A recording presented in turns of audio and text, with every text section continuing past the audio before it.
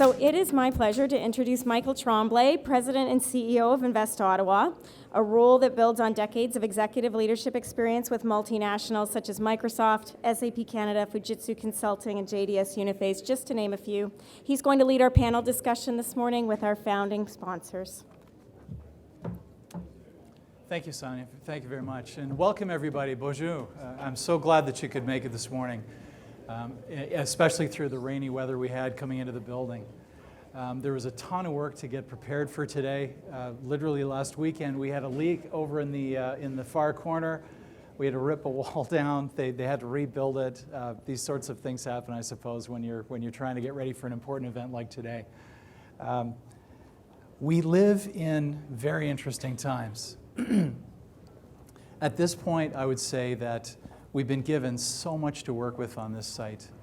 But I want to ensure that everybody understands this facility is here so that this region can compete in the world. That's what it's here for. And I'd like to just briefly go through a couple of statements that hopefully will reinforce that.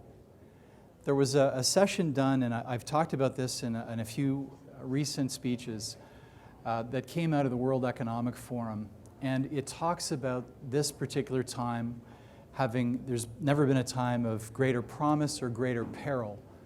And it's not to fearmonger things.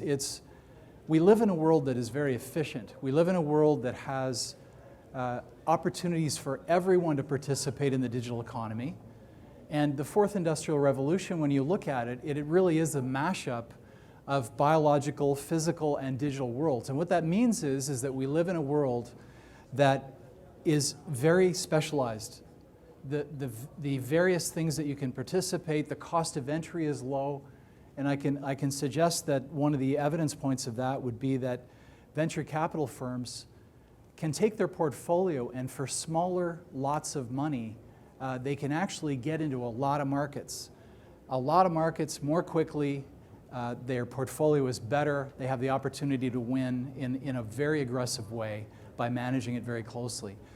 This period is known as the rise of basically the rise of the startup, and not to have our larger companies that are on the stage worry, but at this point in time, it is very difficult as a large company when you're competing with specialized small firms that are in a position to compete so quickly, so nimbly. And so it's that connection between small companies, institutions, and startups that really matters. And that is the point of our panel this morning.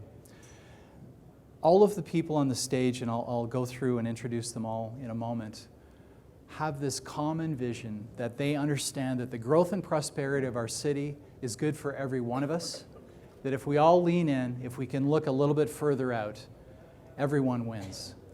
That kind of enlightenment is what brings organizations to spend $1.3 million as a group, and to ensure that this facility, which at the end of the day is beautiful, it's got a ton of investment that's been made in it, but at the end of the day it's just a building, and unless we have that strong connection with our partners that are connecting in with these small companies that really need help, we really are nowhere, because invention without commercialization is not innovation.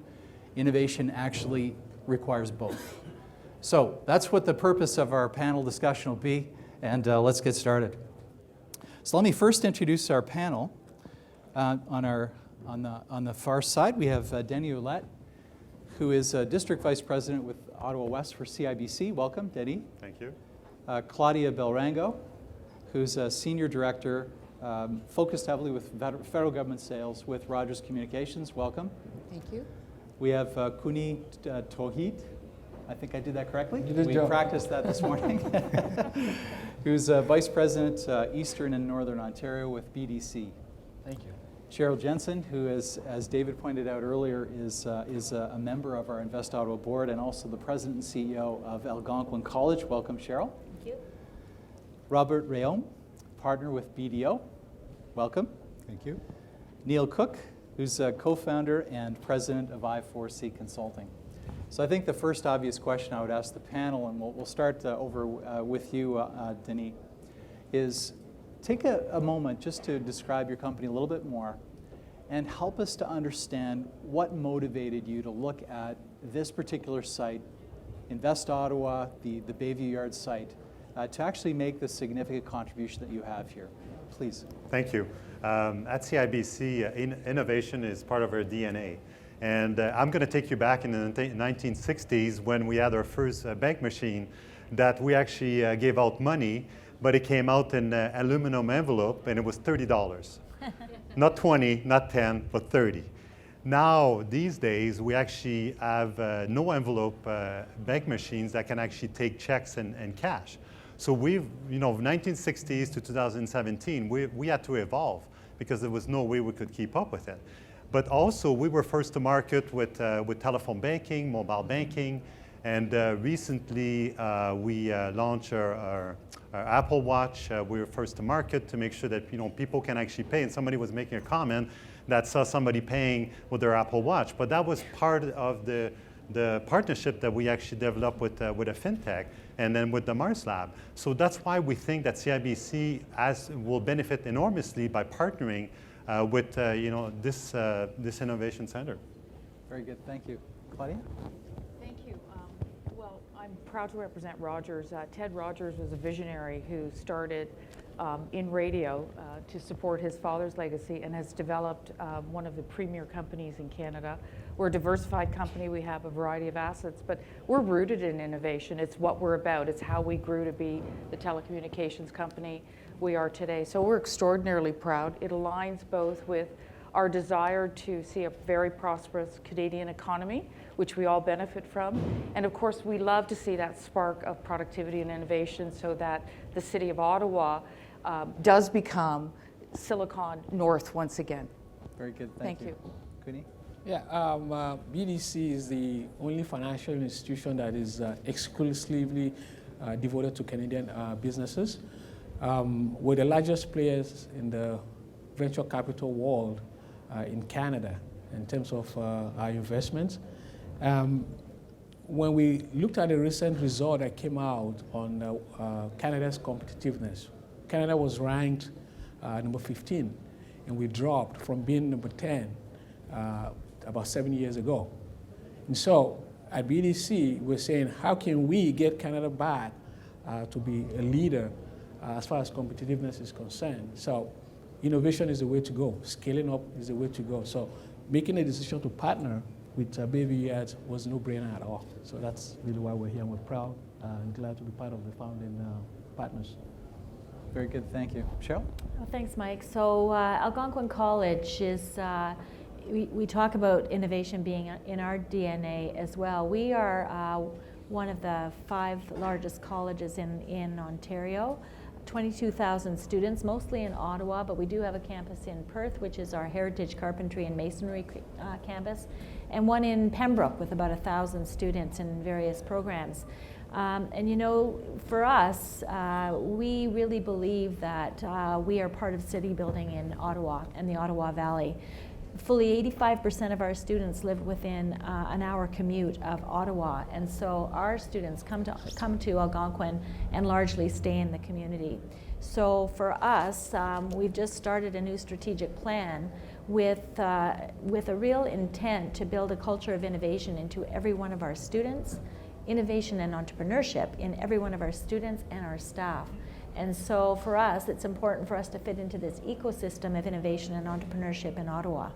So we've started here with a small presence, which we really think is going to be important. I'll talk about it a bit later in terms of scaling up companies, with the intent in phase 2 to become a much larger partner here in terms of that business development for the city. So very excited about being I think the only post-secondary institution in Ottawa that's really got a footprint right here in Bayview Yards. Thank you, Cheryl. And just out of curiosity, in addition to myself, how many Algonquin College grads do we have in the audience? That's pretty good. Okay, good. Very good.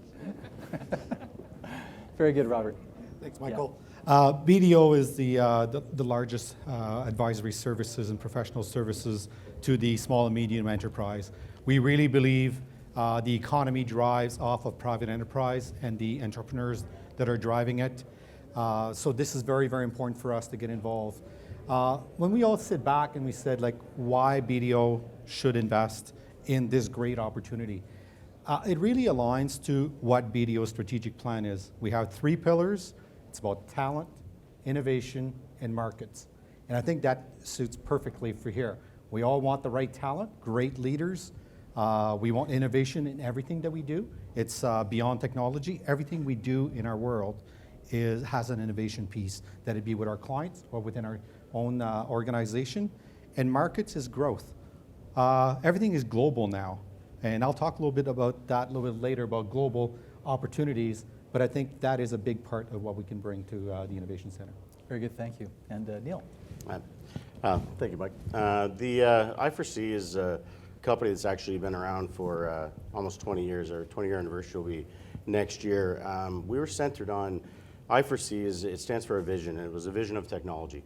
So 20 years ago, I guess we were a little early to the party, but everybody's throwing around the terms innovation, collaboration, ideation today, which is wonderful. It's wonderful to see when this Bayview Yards opportunity arose with some of the technologies that we're currently working with, which we'll talk about a little bit later.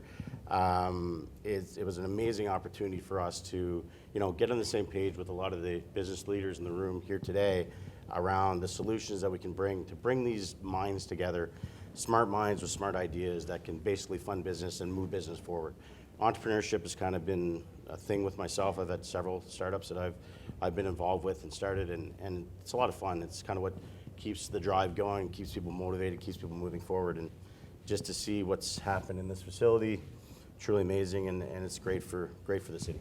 Thanks very much, Neil. I want to pick up on something that Robert mentioned just as our next question. And this is really, it's one thing to contribute money and to be part of the local fabric of the community, but obviously there needs to be a concrete set of outcomes that you're looking for as a business. And so when you try to map this to the strategic plan, the corporate objectives, and ultimately business performance, if I could, I'm going to ask just a couple of our sponsors to speak on this.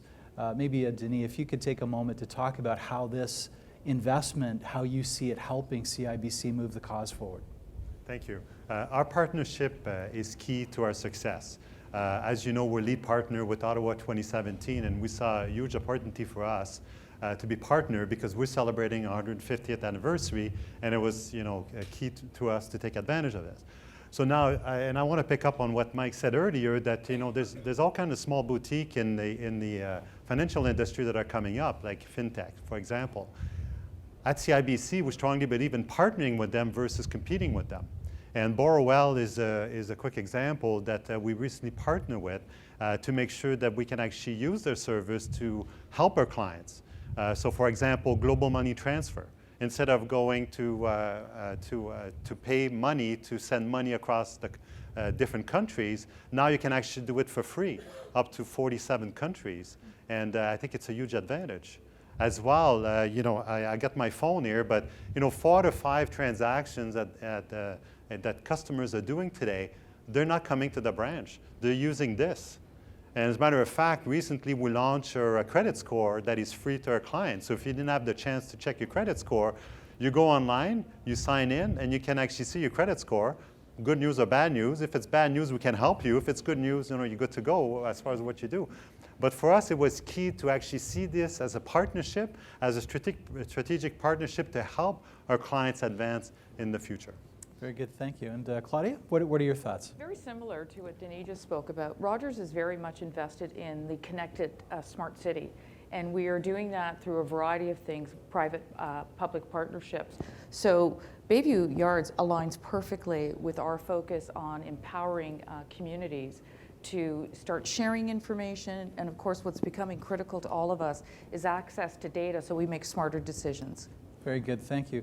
And if we shift gears a little bit, we start to think about this from a public institution perspective. I think the innovation entrepreneurship side of this, Cheryl, is really important. And I know that Algonquin has got a new entrepreneurship center, which is the renovation of one of the buildings on the site. Can you talk about that and then also talk about the linkage back here and why this is an imperative and a connection to the strat plan you talked about earlier? Sure, thanks, Mike. Last year around this time, we were fortunate to be awarded by the federal government and the provincial government funds so that we could start a center for innovation and entrepreneurship at the college. And so next April, we will open this $45 million facility. It's right in the heart of our campus, and that was on purpose. Just as it's a very similar model if you think about it, because we want people, staff, students from all of our programs to, if I can say, collide in one space where better ideas come. And importantly, this center is going to have a center for Indigenous entrepreneurship. Minister McKenna talked about urging us to consider our Indigenous peoples. And we know that the Indigenous people in Canada were really the first entrepreneurs. So how do we build that that culture of Indigenous entrepreneurship in our students? We have the fastest growing population of Indigenous learners in Algonquin in the province. We're very proud of that. So what we did was you talked earlier about space matters. This space will be designed for those collision of ideas. How do those ideas become startups? But then we thought, okay, we don't have all those answers. We have to partner with our community to think about what's going to be best for Ottawa. We formed a president's panel, co-chaired by Terry Matthews and I, and brought entrepreneurs into the college to say, what's Algonquin's role in this innovation entrepreneurship ecosystem in Ottawa? We don't want to be mowing everybody's lawn and everybody doing the same thing. How do we fit into it? And so that's where this idea of building this culture, this spirit of entrepreneurship into all of our staff and students is so important. To do that, we have to be doing that in our facility, but also out in the community. So we think of this as a bit of a spoke from a hub at Algonquin, so that we can then work with the startups here, work with our business development folks who are here today to say, how do we then make those ideas happen with our partners here? How do we scale up those ideas to be successful, sustainable businesses that will stay in Ottawa and in Canada? So it's really important for us to be here. We see the city as better if the post-secondary institutions are seen as a vital partner in the formation and the sustainability of startups in Ottawa. Thank you, Cheryl. And I should add in that Mayor Watson talked about having the LRT stops connecting up all of the post-secondaries with a nice connection up with Bayview Yards. We're also talking about coverage models. So if you've got a good idea in the city of Ottawa, there should be no bad entry points. We should be making it really easy for those ideas, the good ones, because we have some ideas that I get are not good. But when they come in, we got to make sure that we feed and water them so that they can really grow and develop. And there should not be a bad way in. So we're spending a lot of time these days talking about coverage models to make sure that we're getting these companies what they need to be successful. So thank you for that. Now I'll leave this as an open lob ball, the general question around entrepreneurship, innovation. Any other thoughts from our panel members? And I've got a few more questions for us afterwards. Mike, Please, yeah. Let me come in, and I'm going to come in from the perspective, again, building up on what Sherry just spoke about, and the challenges that we see at BDC and the gap that we want to kind of cover. We see an opportunity to really help women entrepreneurs in Canada, and there's a big gap right now where when it comes to innovation, we have very smart women, very innovative women who are not getting the opportunities to be well served. So 2 years ago at BDC, we actually launched an envelope of $700 million that will be advanced to Canadian women entrepreneurs in a span of 3 years. And I'm pleased to announce that after 24 months, we've seen about $600 million advanced to those businesses. And then in January of this year, through our venture capital, we also created another pool of $50 million specifically for women in technology businesses to kind of cover that gap. I think for us, we want to make sure that this Bayview Yards is open to women innovators coming in, and I think it's an opportunity for us to come in and cover that gap through some of the programs that we're putting in place. And the second part of that challenge, I think where we see the opportunity at BDC is also startup companies, startup innovation businesses, where we've created specific programs to to tailor and meet those gaps. So when I look at what Cheryl and her crew are doing, I think it's an opportunity for us to come in and work with the Bayview Yards and cover that area well as well. Thank you. That's a great point, Cheryl. And then I had a point I wanted to follow up with as well. So just to tell a story, because we were told that this will, stories will help to build this center, and those stories will lead to success. We've got, first of all, we've got Susan Richards, who's here from the board of Invest Ottawa, who I had trouble finding women to sit on our president's panel for innovation and entrepreneurship. And so Susan, because of the board, we found each other and was very valuable to us. In fact, was the one that suggested for what we're doing at Algonquin that we should use the tagline innovation with impact. Half of our students at Algonquin are women. Just a little story of a center. We just had a big announcement about an NSERC center that we're starting in data analytics, big data. And young woman spoke at the announcement.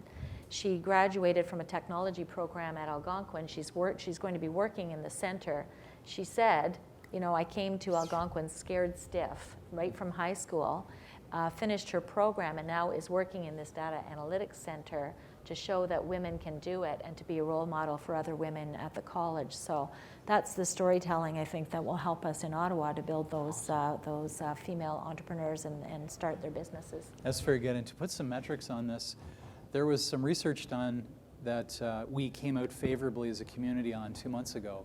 It was from a Texas company called Expert Market, and they ranked Ottawa as the #1 tech hub to work and live. And the way that the research broke down was there's 3 areas that they talked to. One was that Ottawa has the second highest salaries in the country in terms of those major tech hubs that are out there. The second is that we have the lowest cost of living amongst all of the tech hubs surveyed. And the one that surprised us the most was we have the best tech diversity.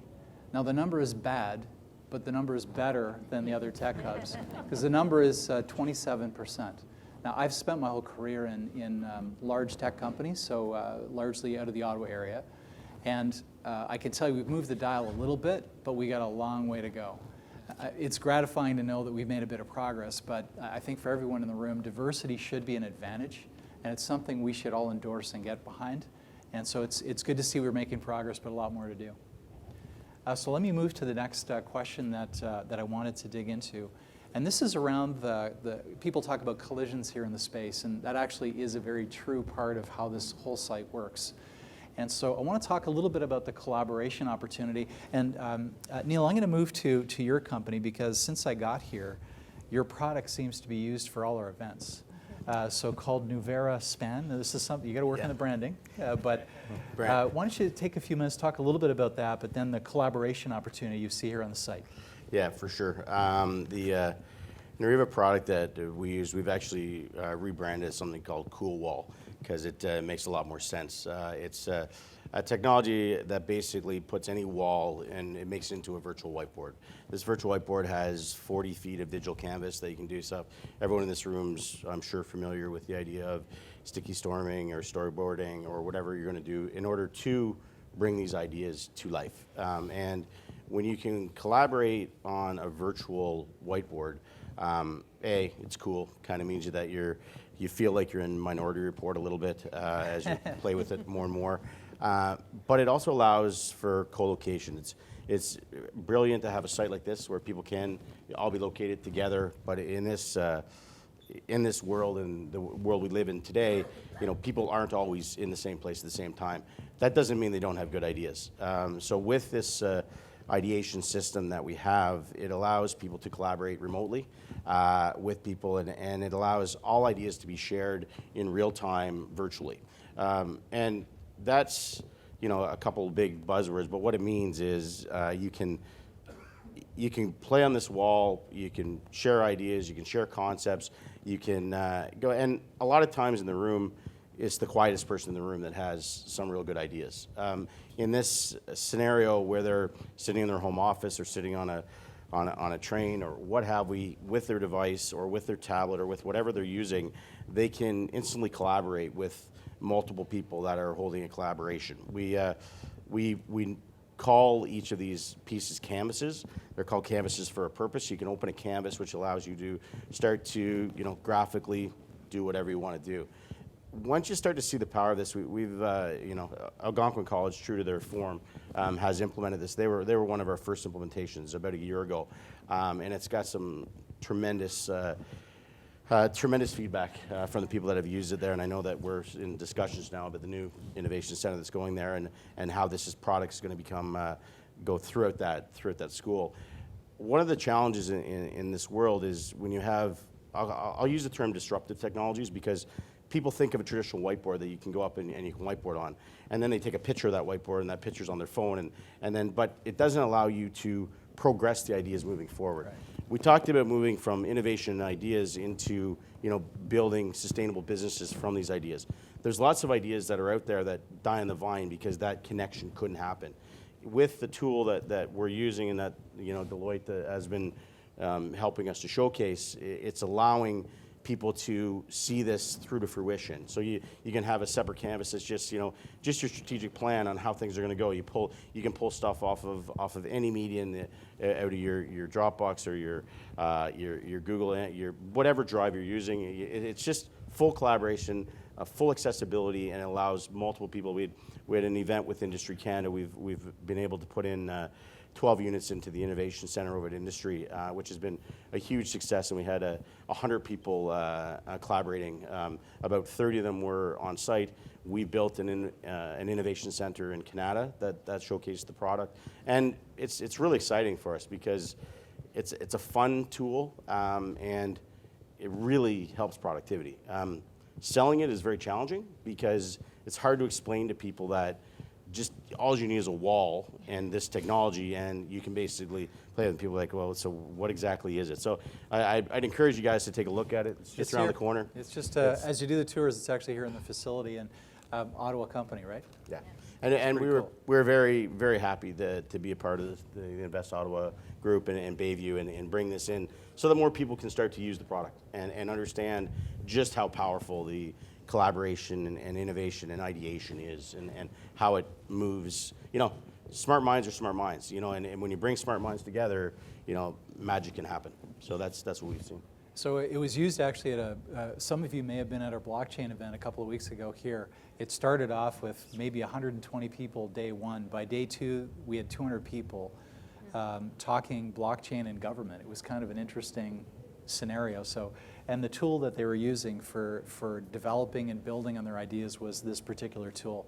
So I'm going to open this part up for our panel because the idea of using the space for collaboration, we have a technology now that seems to be proliferating around the building, which is one opportunity that happens here is we actually see these technologies being used. As you go through the cafeteria area, there's an app called Change Jar. Everybody here on the site gets a free couple of cups of coffee.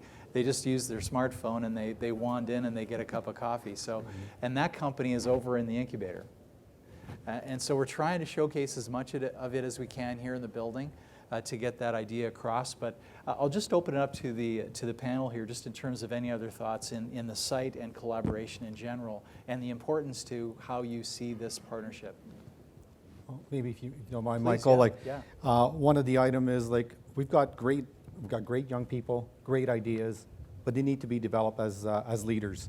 So they need a reference point. Who's going to help them take the next steps? Steve explained it really well, from A to Z as to the idea to get to commercialization. There's a lot of steps, and I think BDO being a partner here, I think we can help those young entrepreneurs become leaders, develop that business, make it something sustainable, and make it another corporations like we talked about here.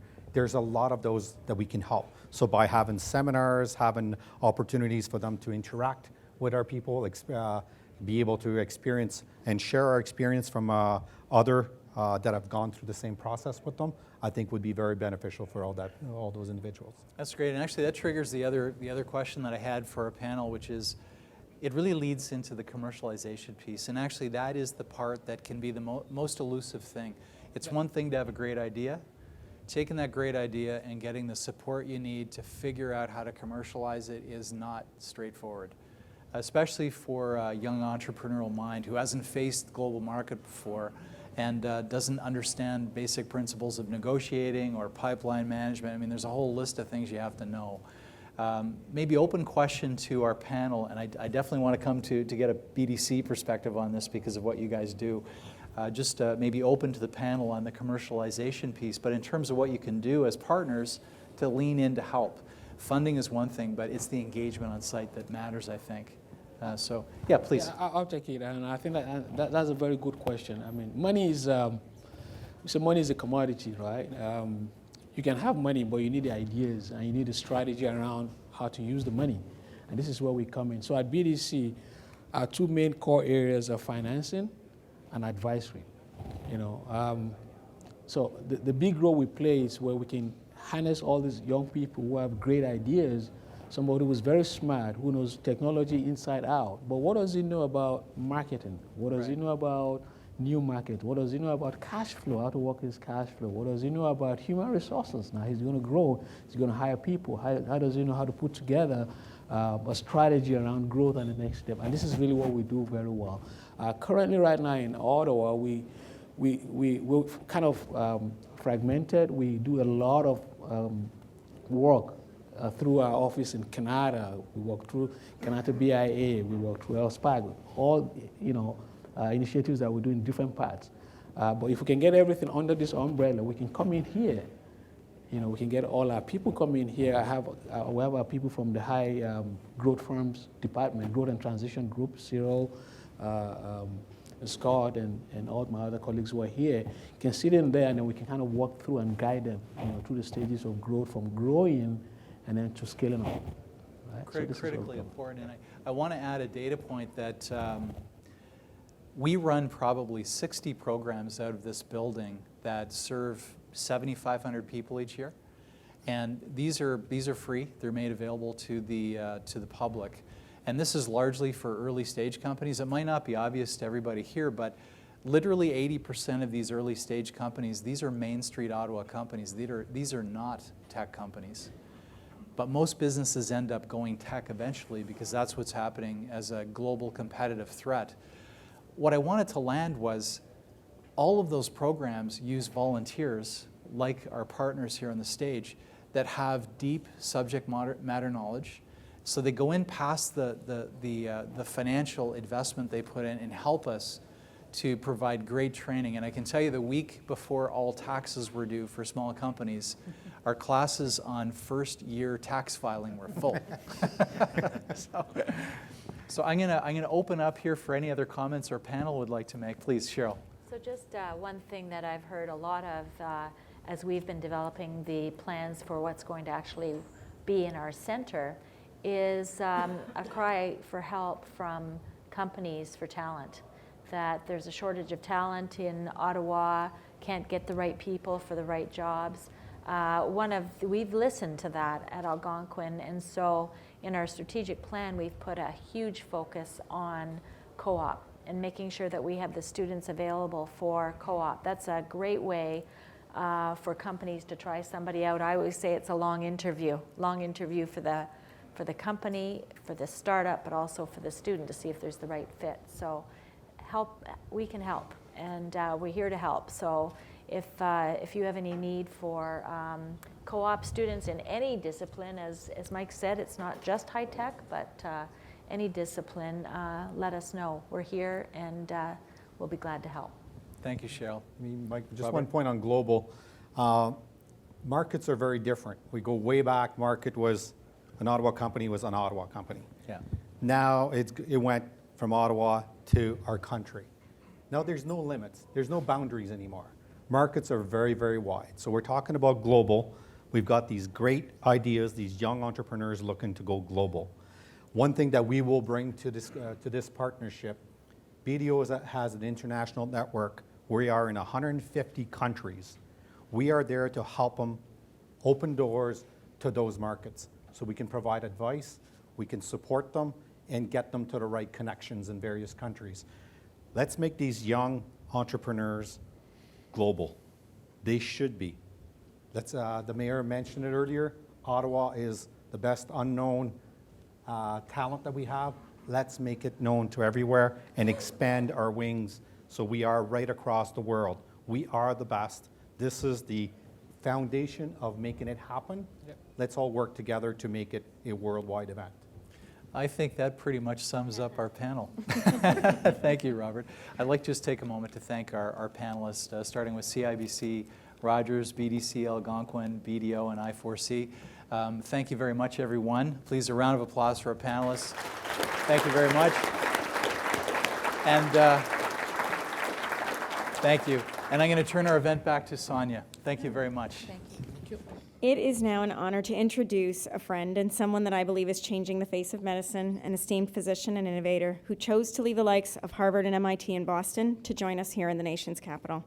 He's going to leverage the capabilities offered here at Bayview Yards, including MadeMill, our advanced manufacturing and digital media laboratory, to achieve some of those objectives and help put us on the map in his area of expertise.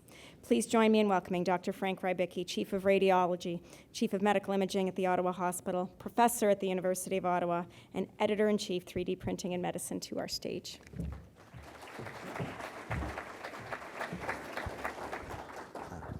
Thanks, everyone, and I think that we all should appreciate and acknowledge Sonia for putting together this incredible event.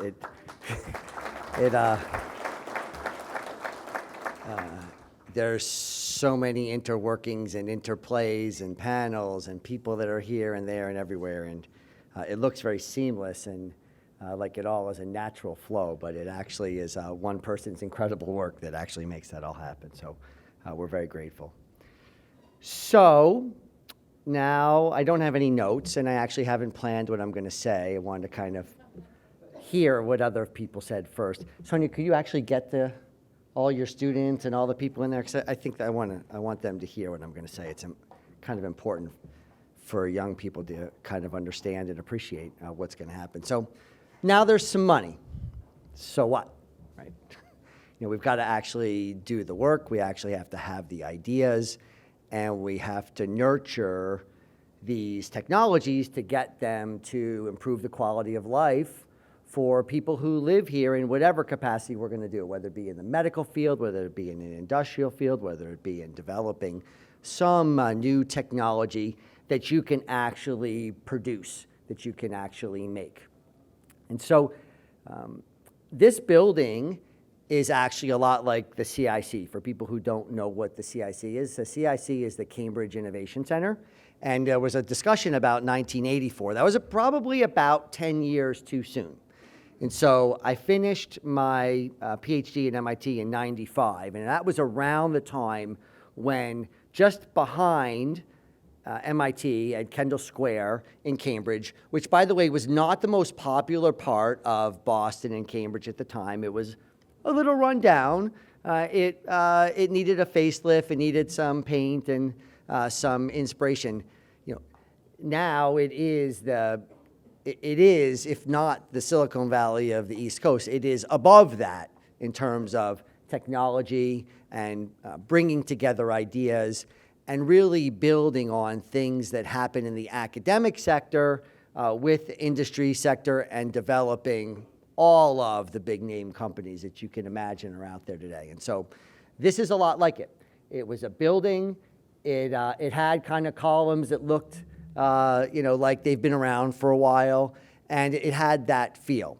And it also had, the back area, which I just kind of poked my head around, not the office suites, but the back area.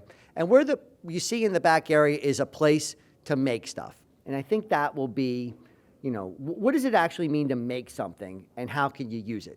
So take it back to, that time, 95. Like when our kids went to school around that time, what would they do when they need to make something? Well, they'd get an assignment, and they'd use paper mache. Does anyone here remember what paper mache is? It's basically like newspaper and gook and stuff, it's disgusting.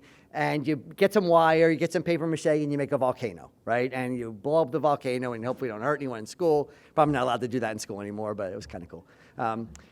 And you actually use your creativity to actually generate something using that technology. So all that's gone, right? Kids don't do paper mache now, they think of generating STL files, doing 3D printing. They think of, what are the things that they can actually create? It's not a volcano anymore. You can use your mind to do anything. You can make a medical part. You can make someone's ear. You can make someone's shoulder. You can make a hand for a kid.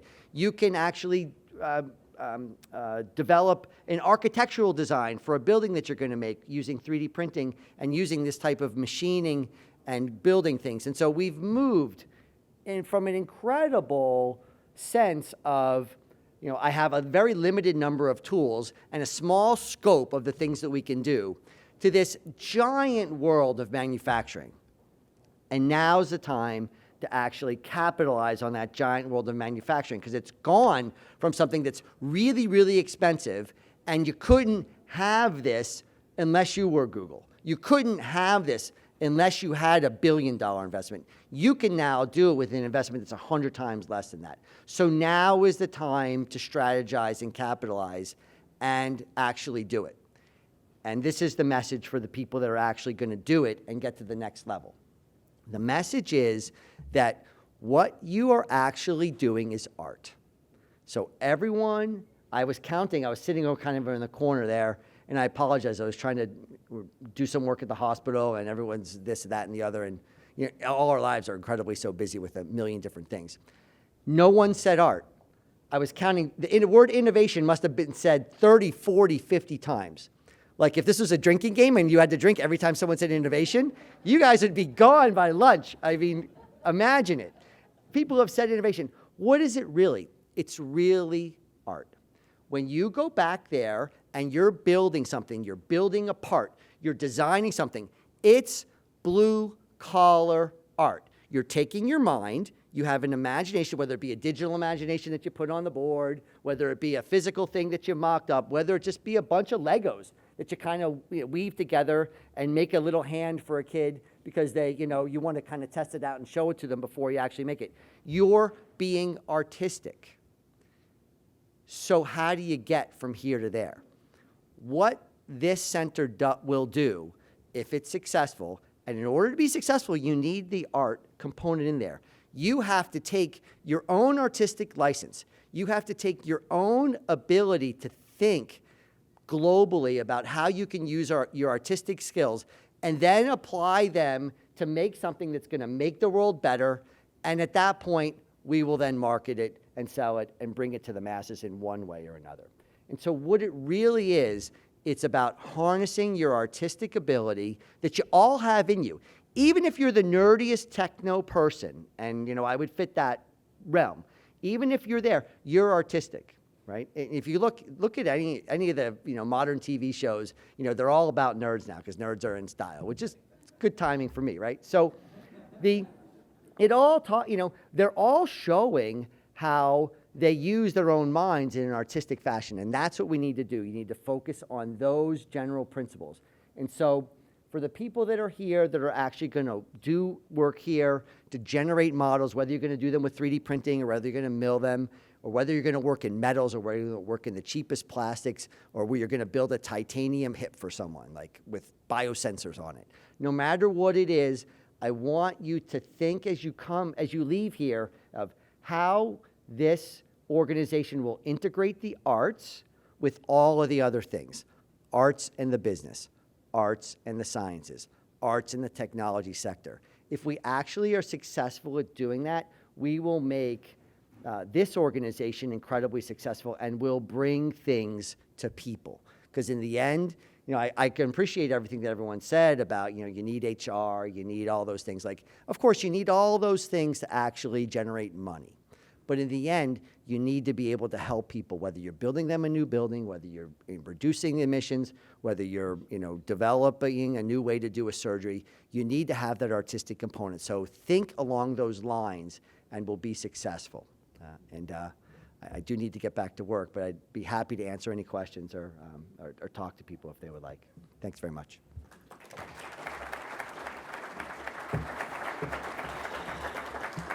So thank you, Dr. Rybicki. This does conclude our official morning program, but we do invite our founding sponsors and available dignitaries to join us shortly for the unveiling of the founding sponsor wall with Steve West and Dave Rotanja. And we invite all of our participants to come and now experience Bayview. Up close and personal, experience the technology, the capabilities, and the people that are here that work together with all of our entrepreneurs and firms. We hope you'll take the opportunity to network. We do have tours of MadeMill that many of you have registered for. I believe we have them booked on the half hour, and they are full for several hours yet to come with others from the community who will be coming in.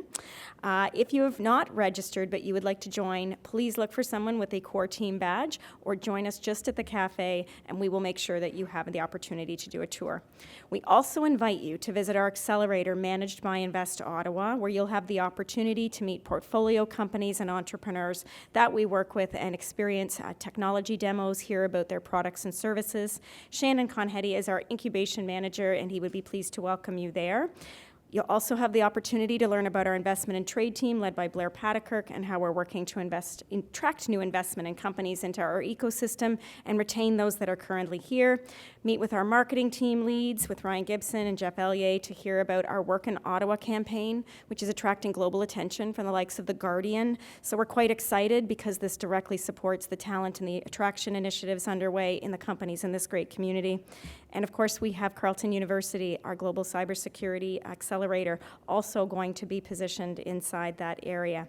Before we wrap up officially, I do want to thank the team that made this happen. It was not just me, although I certainly appreciate Dr. Rybicki's remarks. Our executive leadership team, Blair and Richard, Mike, and the entire team, critical. The marketing team, whom I love working with, and they're incredible. Lena, Kara, Emily, Ryan, Jeff, Katie, Jordan, Rebecca, Alex, Josh, you were fantastic, and I sincerely appreciate everything you did to make this happen. Members of our innovation team, Gabe, Carolyn, and Shannon in particular, and of course at Bayview, Heather and Antoine supporting, and our friends at the city, who are always incredible partners. You heard many of them speak today about the incredible investment led by our mayor and the city councilors who support the economic development team. We're very, very grateful. So thank you all. We hope you enjoy your experience here at Bayview. Please take the time to come and learn more about your innovation community because we are here for you. Enjoy your day.